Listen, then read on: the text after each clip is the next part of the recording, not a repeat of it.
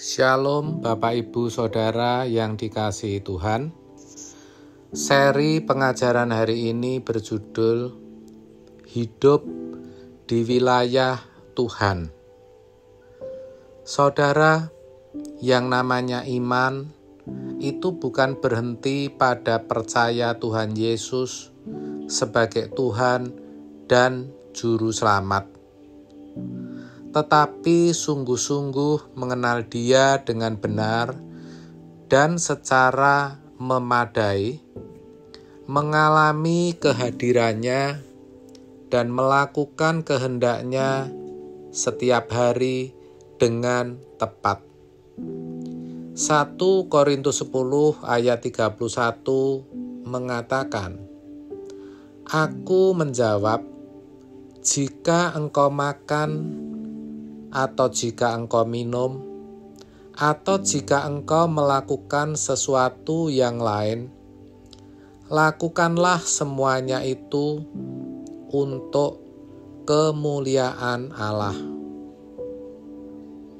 Hidup dalam iman yang benar berarti mengisi hidup hanya dengan usaha untuk mengenal Tuhan dan melakukan kehendak-Nya dalam segala hal setiap saat. Maka setiap hari, setiap saat, kita harus terus berjuang untuk dapat menyenangkan hati Tuhan, yaitu segala sesuatu yang dilakukan agar selalu sesuai dengan pikiran dan perasaan Tuhan. Orang yang ada dalam pergumulan serius ini adalah orang yang memiliki tujuan hidup yang benar dan menunjukkan, membuktikan bahwa pilihannya adalah Tuhan. Masalahnya banyak orang Kristen yang merasa sedang dalam wilayah Tuhan karena mengambil bagian dalam pelayanan gereja.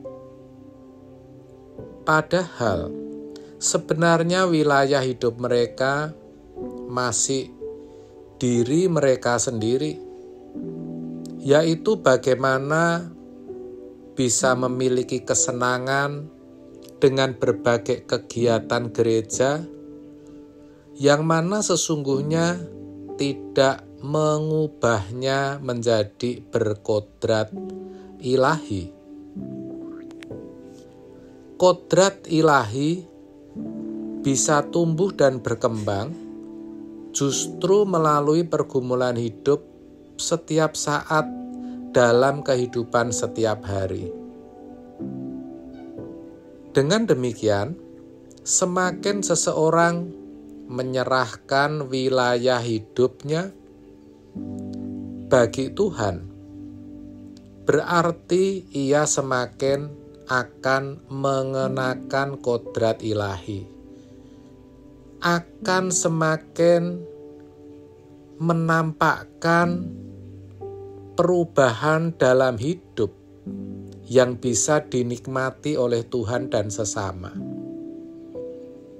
Satu hal yang perlu kita tahu, bahwa ada di wilayah kegiatan gereja bukan berarti, bukan jaminan, atau otomatis ada di wilayah Tuhan.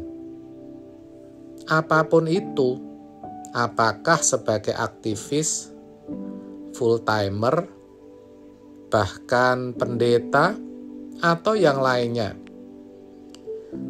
Dan sesungguhnya banyak di antara mereka yang tersesat oleh dirinya sendiri, namun mereka tidak menyadarinya.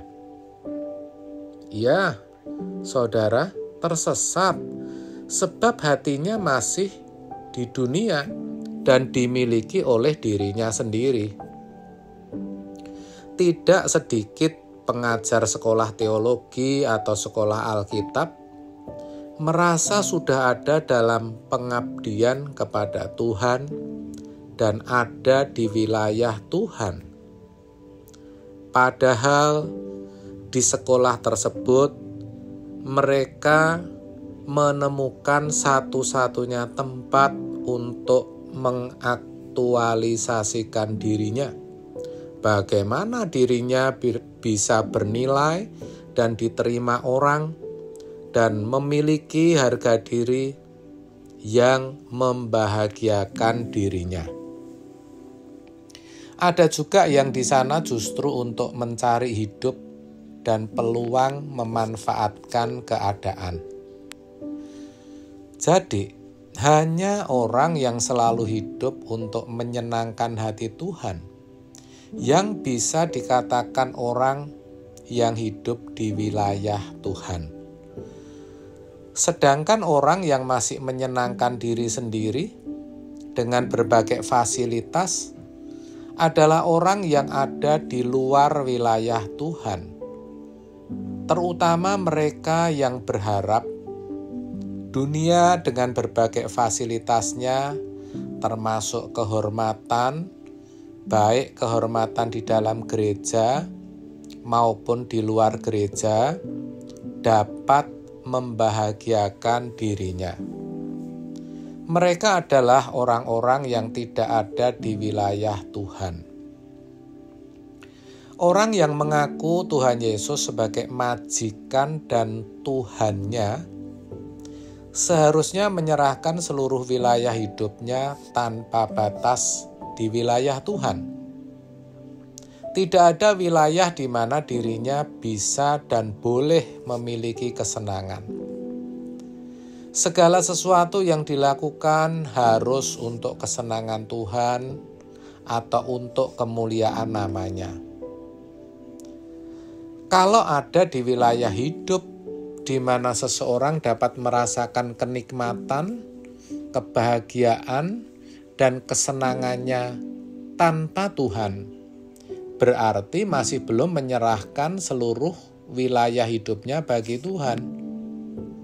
Ibaratnya sebuah wilayah dari kekuasaan sebuah kerajaan, jika ada penguasa setempat yang masih menguasai suatu wilayah dan tidak tunduk kepada kerajaan yang membawainya, berarti belum bersedia tunduk secara total dan itu masih bisa dianggap sebagai pemberontak. Seseorang pemberontak tidak akan menerima kemuliaan bersama dengan Sang Maharaja. Demikian juga orang Kristen yang masih memberontak tidak akan dimuliakan bersama dengan Tuhan Yesus. Jadi, saudara, hanya orang yang selalu hidup untuk menyenangkan hati Tuhanlah yang bisa dikatakan orang yang hidup di wilayah Tuhan. Dan itu yang Tuhan mau. Amin. Tuhan Yesus memberkati.